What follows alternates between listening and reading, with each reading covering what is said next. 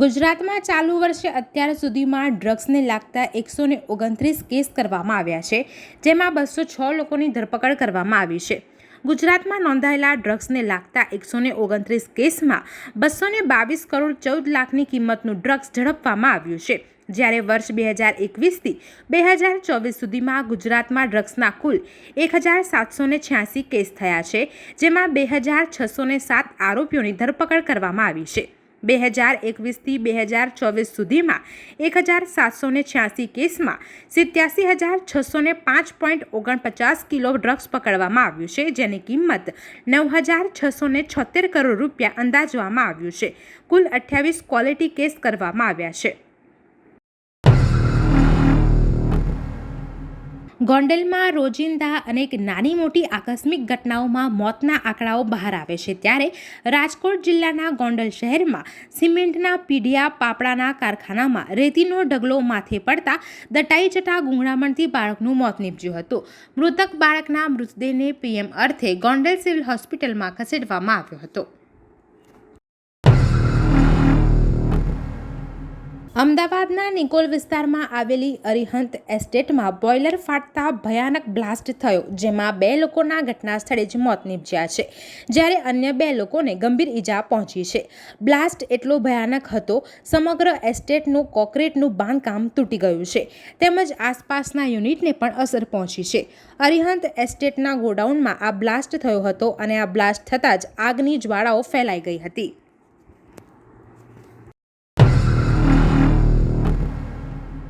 રાજ્યભરની સરકારી યુનિવર્સિટીમાં GCAC portal દ્વારા એડમિશન પ્રક્રિયા શરૂ કરવામાં આવી છે, ત્યારે આ પોર્ટલમાં ખૂબ જ ઓછા વિદ્યાર્થીઓ રજિસ્ટ્રેશન કરાવીને પ્રવેશ મેળવી રહ્યા છે, જેથી GCAC પોર્ટલ નિષ્ફળ હોવાનો ABVPએ આક્ષેપ કર્યો છે. આજે ગુજરાતભરમાં ABVPએ GCAC પોર્ટલનો વિરોધ કર્યો હતો, જેમાં રાજકોટ, અમદાવાદ, વડોદરાની યુનિવર્સિટીને તાળાબંધી કરીને શિક્ષણ મંત્રી હાય હાયના નારા લગાવ્યા હતા. વડોદરા મહાનગરપાલિકા દ્વારા BSUP પ્રોજેક્ટ હેઠળ બનાવેલા મકાનો 12 વર્ષમાં જર્જરિત થઈ જતા તંત્રએ ખાલી કરવા નોટિસ આપી છે. ત્યારે વિપક્ષી નેતા અમીરાવતે આજે જાંબુઆ ખાતે પહોંચી કોર્પોરેશનના ભ્રષ્ટ અધિકારીઓ અને કોન્ટ્રાક્ટરોના પાપે આ સ્થિતિ હોવાનો આક્ષેપો કર્યા હતા. આ આવાસના મકાનો માત્ર 12 વર્ષમાં કઈ રીતે જર્જરિત થઈ શકે અને હવે નોટિસ આપી ખાલી કરવાનું કહેતા આ ગરીબો જશે ક્યાં? પાલિકાના ભ્રષ્ટ કોન્ટ્રાક્ટરના પાપે શા માટે ગરીબો ભોગવે તેવા સવાલો કરી વૈકલ્પિક વ્યવસ્થા આપવા અને કોન્ટ્રાક્ટરના ખર્ચે રિપેર થાય તેવી માંગ કરી છે.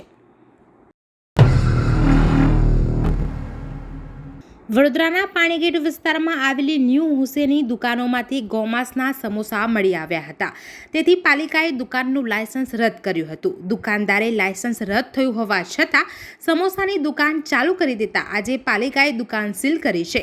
સમગ્ર મામલાની વાત કરીએ તો પાણીગેટમાં ન્યૂ હુસેની સમોસાની દુકાન છે. તાજેતરમાં આ દુકાનમાંથી ગૌમાંસના સમોસા મળી આવ્યા હતા, ત્યારબાદ તેઓનું લાયસન્સ સસ્પેન્ડ કરવામાં આવ્યું હતું. આ દરમિયાન લાયસન્સ ફરી એક્ટિવ કરાવ્યા વગર જ ધંધો ફરી શરૂ કરતા આજે પાલિકાની ટીમે ફરી કાર્યવાહી કરી હતી અને દુકાનને સીલ માર્યું હતું.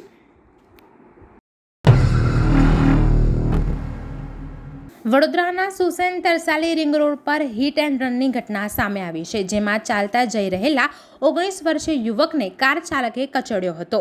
અકસ્માતની આ ઘટના CCTVમાં કેદ થઈ ગઈ છે. ઈજાગ્રસ્ત યુવકને ગંભીર હાલતમાં વડોદરાની સયાજી હોસ્પિટલમાં સારવાર અર્થે ખસેડવામાં આવ્યો છે, જ્યાં તે જીવન મરણ વચ્ચે ઝૂલા ખાઈ રહ્યો છે.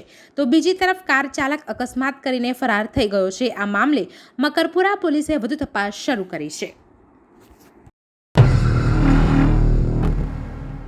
સુરતની નવી સિવિલ હોસ્પિટલમાંથી એક આરોપી પોલીસને ચકમો આપી ફરાર થઈ ગયો હતો, જેથી પોલીસે આરોપીને પકડવા તપાસ શરૂ કરી હતી.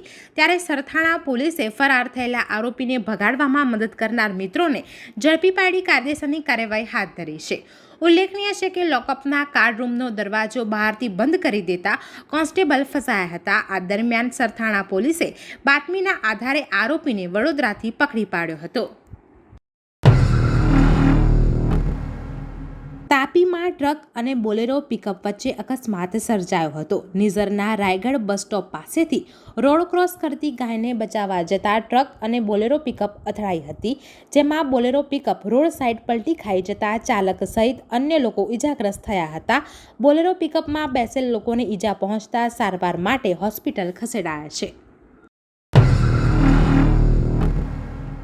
તાપી જિલ્લામાં જેટકોમાં ફરજ બજાવતા આઉટસોર્સના કર્મચારીઓને વેતન અને જરૂરી સેફટીના સાધનો નહીં મળતા તાપી જિલ્લા કલેક્ટરને આવેદન આપી રજૂઆત કરી હતી.